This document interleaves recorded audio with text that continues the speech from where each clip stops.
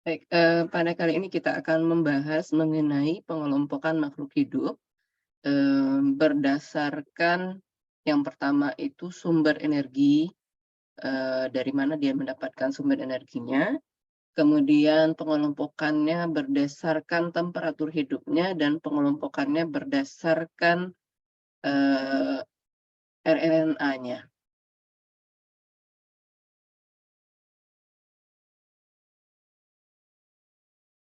Oke, di sini, tadi sudah kita sebutkan ya, berdasarkan sumber energi, pertumbuhannya, kemudian juga urutan basa nukleotidanya. Nah, berdasarkan, eee, sumber energinya, sebetulnya makhluk hidup itu dibagi menjadi 2 jenis. Yang pertama itu kita sebut sebagai makhluk hidup, fototrop dan juga makhluk hidup kemotrop. Apa itu makhluk hidup fototrop? Makhluk hidup fototrop itu adalah makhluk hidup yang memperoleh energinya itu dari cahaya. Cahaya mana? Cahaya matahari. Nah, di sini nih ada contohnya, yaitu tumbuhan, kemudian cyanobacteria, dan juga bakteri sulfur hijau dan ungu. Nah,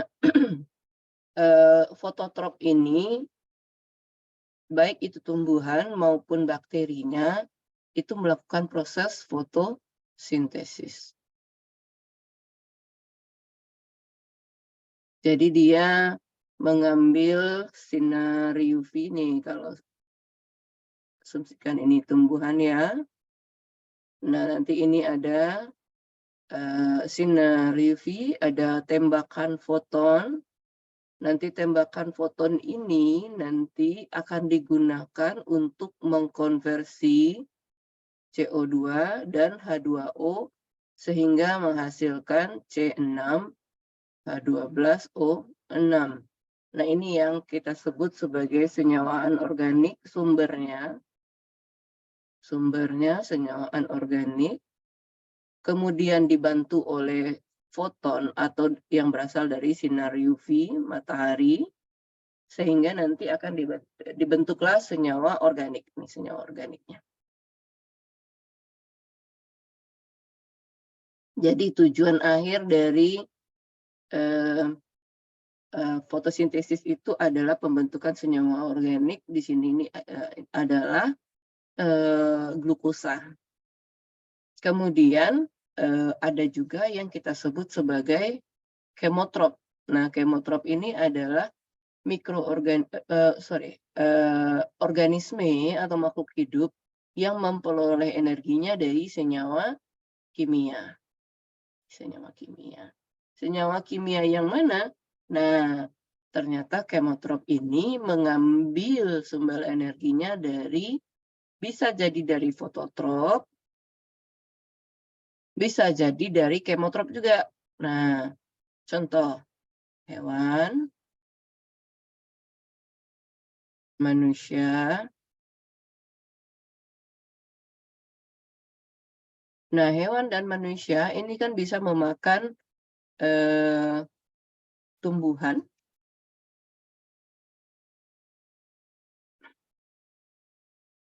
bisa memakan tumbuhan atau hewan juga, di mana di dalam tubuh hewan ataupun tumbuhan itu ada karbohidrat, ada protein, ada lemak, ada juga vitamin, dan lain sebagainya. Kemudian ini dimakan.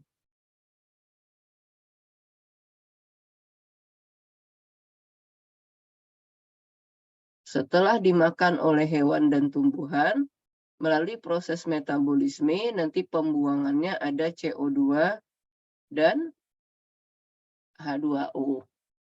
Nah, berbeda halnya dengan si tumbuhan tadi, tumbuhan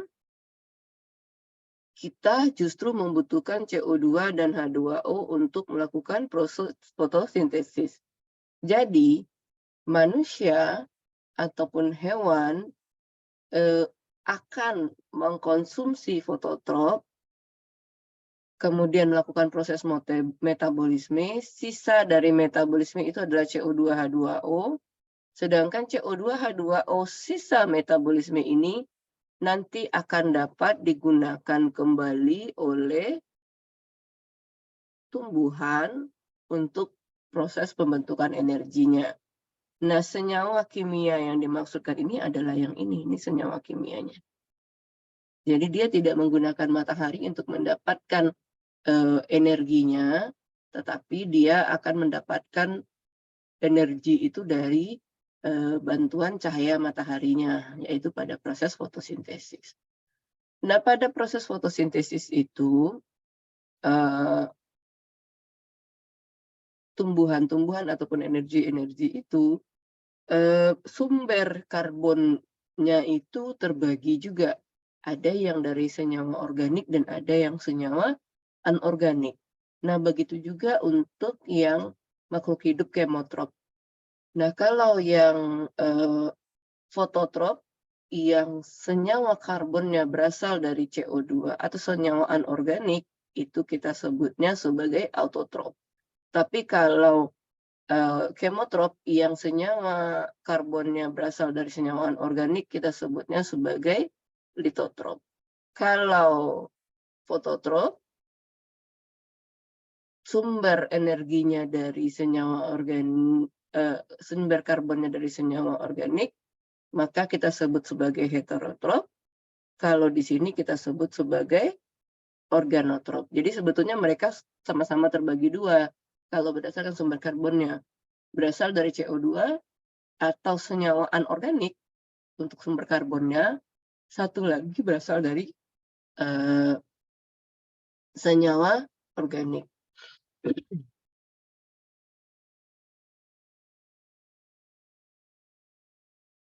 Nah, ini adalah pengelompokan makhluk hidup berdasarkan suhu pertumbuhannya. Di sini kita bisa lihat ya ada berbagai macam suhu dari 0 sampai 120 derajat.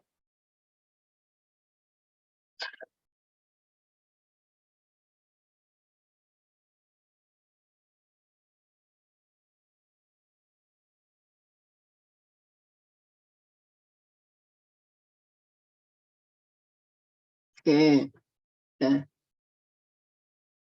berdasarkan pembagiannya, berdasarkan suhunya, ini rentang suhu ya. Nah, ini dari di bawah 0 sampai sekitar 12-an ini kita sebut sebagai sikrofilik. Nah, ini adalah contohnya, contoh mikroorganismenya.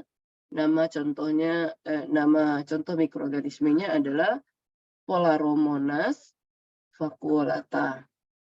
Nah, untuk yang mesofilik, ini rentang hidupnya dari sekitar 8 derajat sampai 45 derajat. Lalu kenapa ada yang puncak-puncak begini? Nah, puncak-puncak ini maksudnya dia akan bertumbuh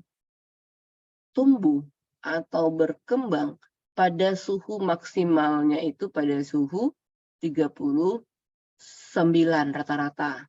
Kalau untuk mesofilik. Atau untuk sikrofilik itu ada sekitar 4 derajat. Nah, misalnya E. coli itu pada suhu 8, dia hidup, dia nggak mati. Dia pada suhu 10 juga dia hidup. Di sini dia juga hidup. Tapi kalau kita ingin dia berkembang atau tumbuh dengan baik, itu dari sini ini sudah bagus dia. Jadi ini adalah kurva pertumbuhannya. Dari suhu 10 itu sampai suhu 39 itu adalah puncak pertumbuhannya. Nah, jadi kalau misalnya kita berpikir bahwa oh nggak apa-apa dimasukin ke kulkas aja, nanti bakterinya, E. coli-nya akan mati. Kalau kita lihat di sini, ya enggak dia. Kalau misalnya suhu kulkas kita hanya 4 derajat, mungkin. Tapi kalau seandainya suhu kulkas kita itu lebih tinggi dari 4 derajat, misalnya 10 derajat misal ya, kalau seandainya, ada kulkas atau inkubator lah misalnya, inkubator. Dan kita meletakkannya di suhu 10, maka dia akan tumbuh akan tumbuh. Hanya saja pertumbuhannya itu tidak terlalu besar. Nah, begitu juga dengan termofilik, ini ada termofilik. Termofilik ini pada suhu tinggi. Suhu tingginya di mana? Ini suhu tinggi sampai maksimal 100, dari 40 sampai 70. Dan di atas termofilik ada namanya hypertermofilik.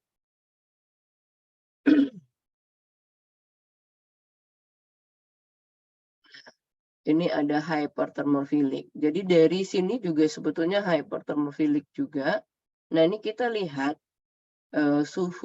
suhunya itu suhu optimum dari hidupnya itu adalah di suhu 88. Ini suhu optimumnya ada di 106, tetapi dia 110 masih bisa hidup. Nah, poin utamanya yang akan kita ini kan adalah sebetulnya makhluk hidup berupa makhluk hidup ini kan golongan bakteria ya, golongan prokariot. Jadi makhluk hidup golongan prokariot, mereka tetap bisa hidup baik itu di suhu dingin maupun di suhu panas sekali. Nah, di suhu dingin hanya saja tidak semua prokariot itu bisa hidup di dalam suhu dingin. Sebagian dia, jadi ya kalau misalnya makhluk hidup atau prokariot yang hidup di suhu dingin, namanya psikofilik. Kalau dia bisa hidup di suhu panas atau panas banget, itu namanya termofilik. Jadi beda mikroorganismenya. Atau yang hidupnya di suhu biasa-biasa aja, itu namanya meso misalnya. Nah, kenapa harus ada mikroorganisme yang bisa hidup di suhu panas misalnya?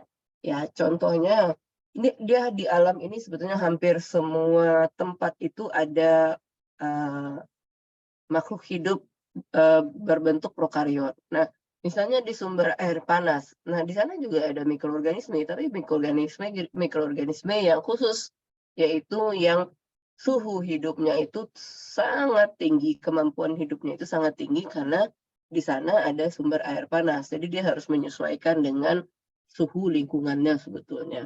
Nah, inilah yang dimanfaatkan oleh manusia. Jadi kalau pada saat ini manusia ketika kita ingin mengembangkan industri makanan misalnya, dan kita membutuhkan mikroorganisme yang tahan terhadap panas karena proses pengolahan kita. Jadi kita butuh mikroorganisme yang tahan panas, maka kita akan mencoba untuk mencari mikroorganisme yang dari sumber-sumber air panas. Jadi inilah ternyata manfaat yang diberikan dengan adanya berbagai macam suhu tumbuh dari prokariot ini. Nah, ini adalah pengelompokan makhluk hidup berdasarkan urutan basa nukleotidanya atau RNA. Nah, dulu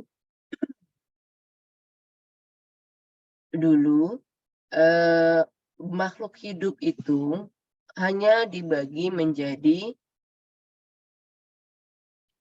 prokariot dan eukariot.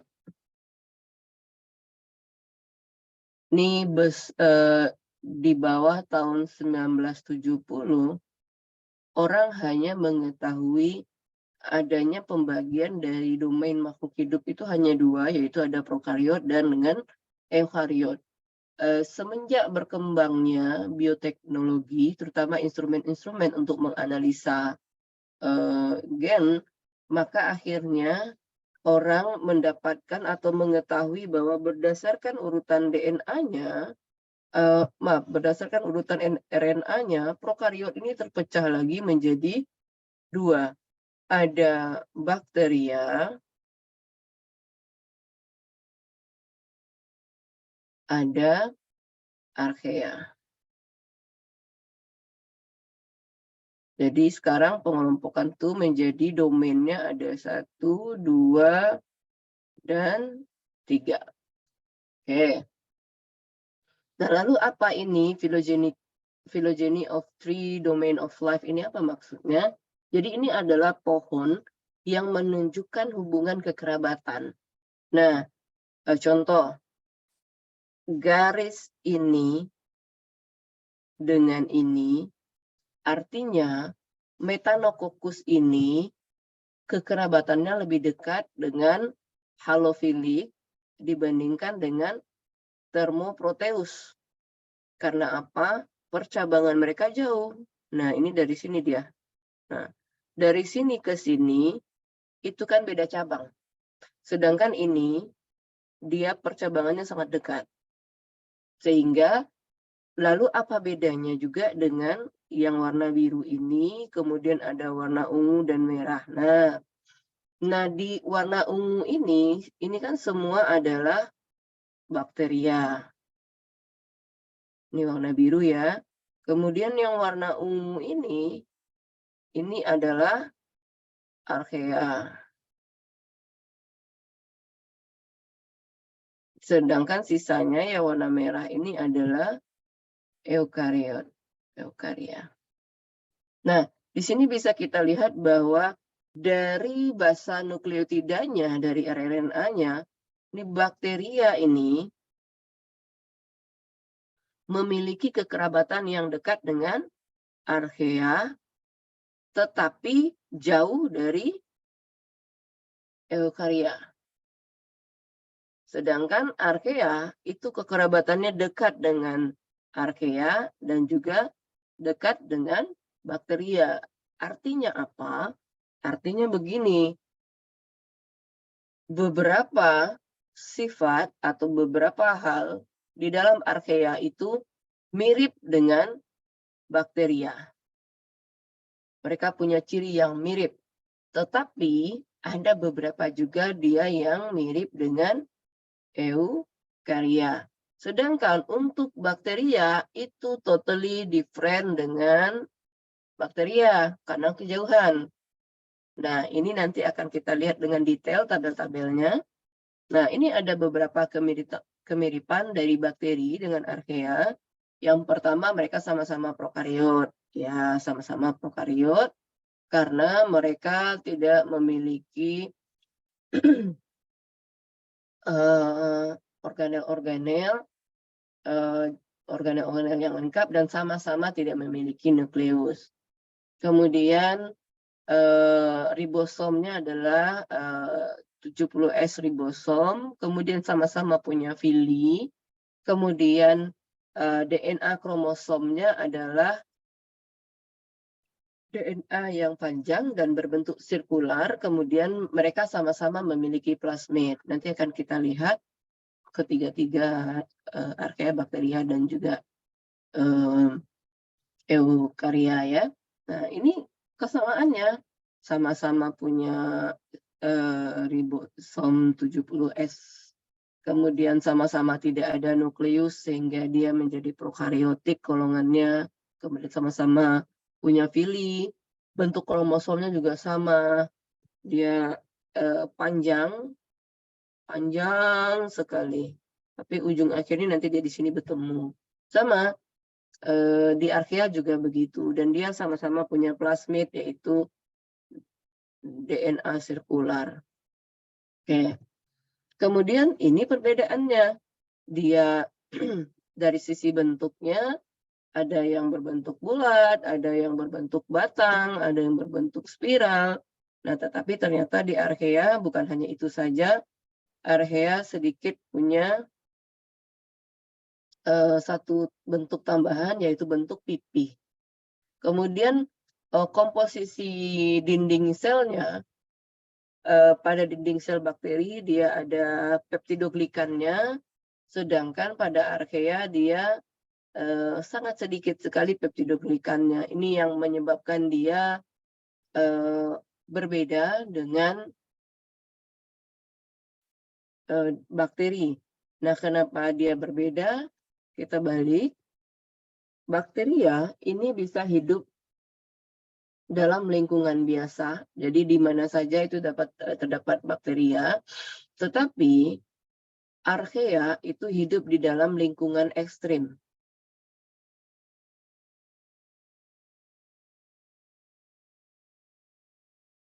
Contohnya di suhu yang sangat tinggi,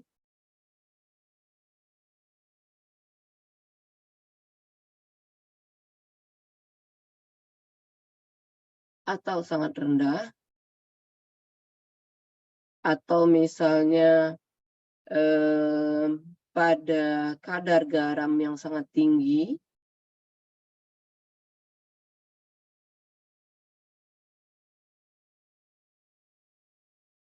atau pada tempat yang pH-nya sangat tinggi, atau pH-nya sangat rendah. Jadi dia nggak rata-rata. Jadi sangat tinggi banget atau sangat rendah.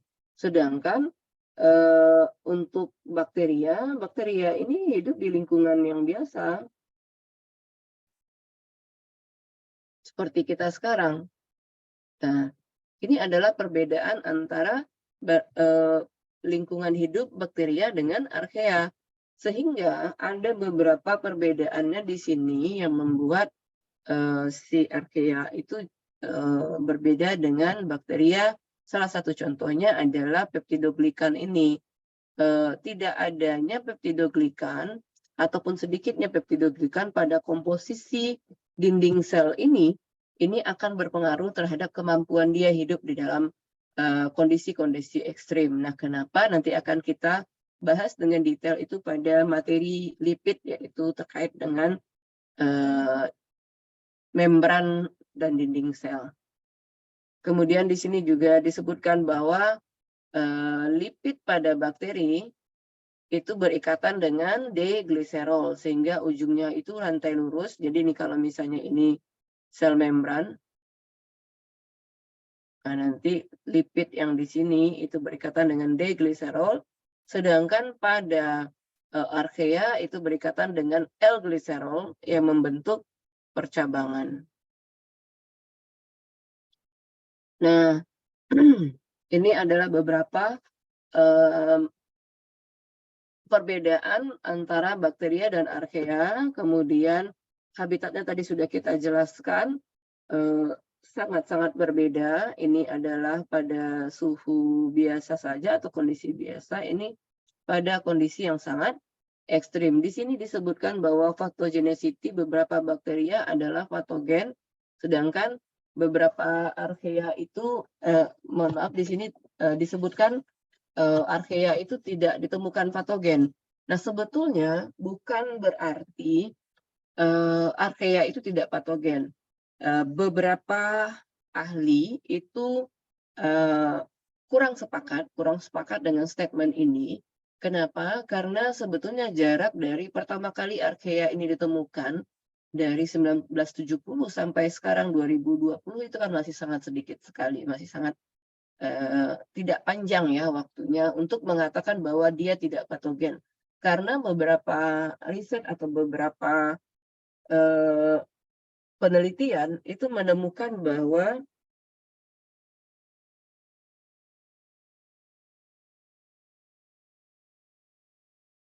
Methanobrevibacter,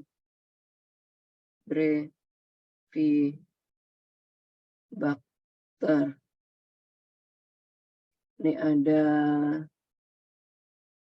Smithii, ada di sini oralis. Nah, Methanobrevibacter oralis ini beberapa riset menemukan bahwa bakteri ini ternyata terdapat di dalam 40% otak.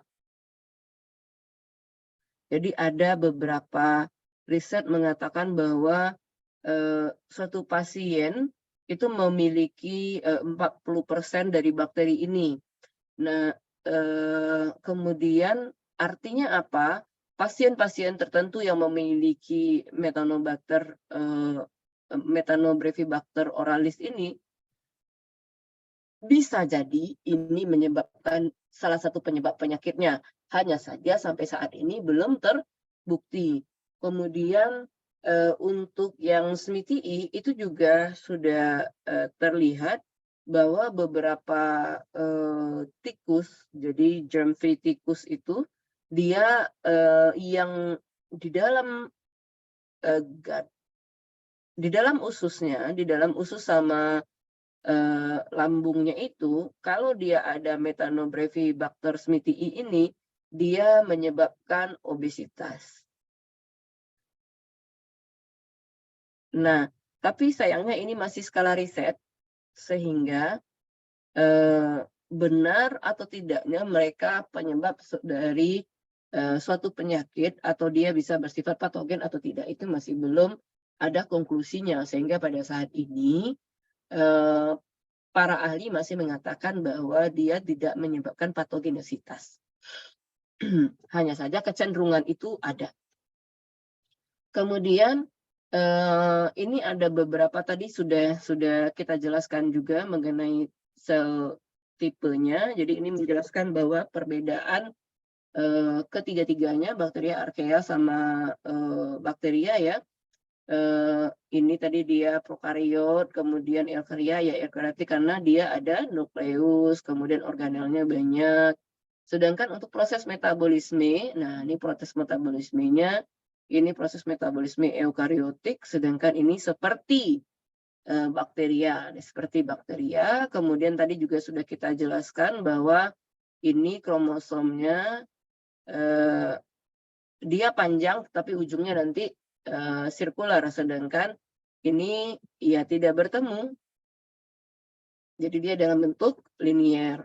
Nah, ini yang kita sebut tadi itu dia archaea itu mirip dengan bakteria beberapa sifatnya. Tapi ternyata beberapa sifat dari archaea ini atau karakteristik dari archaea ini juga mirip dengan eukariot. Nah, contoh eukariot itu hampir semua gennya itu memiliki intron, sehingga setelah proses replikasi dan menjelang proses translasi itu akan ada splicing, namanya proses splicing.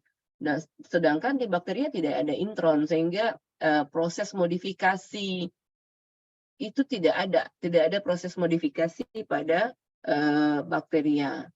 Nah, sedangkan di beberapa archaea itu memiliki intron, jadi dia hampir mirip sedikit saja dengan eukariot. Kemudian untuk proses translasinya, karena tadi dia memiliki intron, maka prosesnya itu hampir mirip dengan eukariotik. Dan juga untuk ribosom strukturnya, walaupun tipe ribosomnya itu berbeda, tetapi dia prosesnya itu seperti bentuk dari ribosom strukturnya itu hampir mirip dengan eukariot. Dan kita tahu bahwa secara umum proses pembentukan asam amino pada proses translasi RNA itu selalu dimulai dengan asam amino metionin. Nah, bakteria juga archaea juga begitu. Ketika eukaria metionin yang mengawalinya, archaea juga begitu. Tetapi untuk bakteria itu dimulai dengan yang namanya formil metionin. Dan lebih detailnya ini akan kita lihat pada materi asam nukleat nantinya. Nah, ini adalah beberapa contoh bakteria dengan archaea. Ini bakteria ini E. coli, Staphylococcus aureus, dan lain sebagainya. Kemudian dia archaea ini contohnya Sulfolobus, Tocodai haloquadratum, dan lain sebagainya. Nah, ini pada tabel ini kita dapat melihat bahwa ini suhu-suhu kondisi-kondisi ekstrim ya dari tempat tumbuh dari archaea tersebut. Ini disebutkan kalau nama kondisinya itu acidofilik, di mana pH-nya sangat rendah, yaitu di bawah 2, kemudian alkalifilik, pH yang sangat tinggi, yaitu besar dari 10, dan lain sebagainya. Ini bisa ada halofilik, konsentrasi garam yang sangat tinggi sekali. Kalau metalofilik itu berarti konsentrasi logamnya sangat tinggi. Kemudian piezofilik, pada tekanan yang sangat tinggi. Sakrofilik, ini pada suhu yang sangat rendah. Radiofilik pada radiasi yang sangat tinggi, dan juga termofilik tadi kita sudah bahas pada temperatur yang sangat tinggi. Nah, ini pada serofilik ini pada aktivitas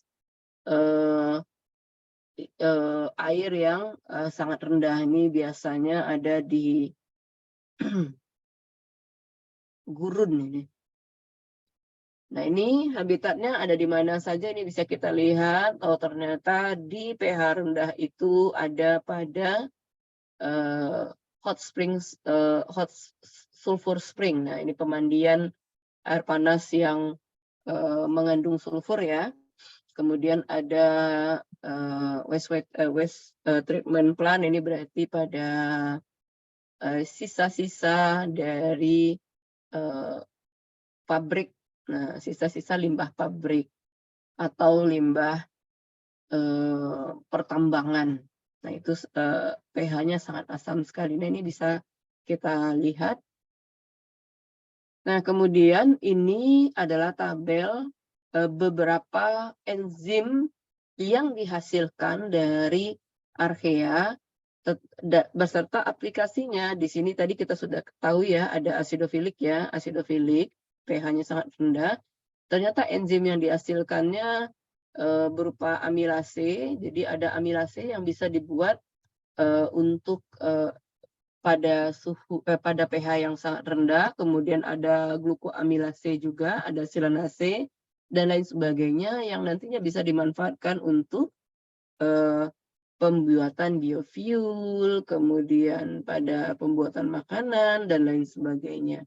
Dan di sini juga ada contoh enzim yang sangat alkali atau pH-nya di atas 10, yaitu enzim-enzim protease, selulase, amilase. Nah, apakah enzim-enzim ini tidak ada pada bakteria? Ada.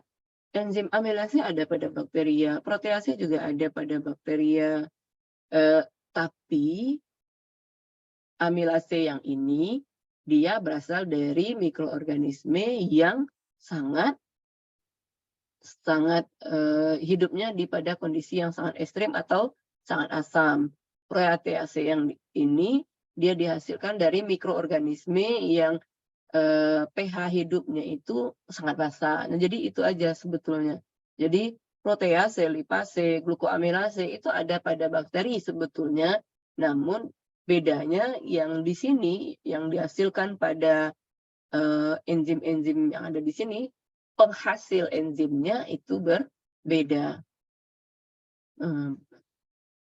Oke, jadi baik, itu dia tadi ada beberapa hal terkait pengelompokan makhluk hidup. Yang pertama itu kita mengelompokkannya berdasarkan sumber energi yang dia peroleh. Kemudian yang kedua itu kita mengelompokkannya berdasarkan temperatur suhu hidupnya. Yang terakhir itu berdasarkan basa nukleotidanya RNA. Semoga bermanfaat.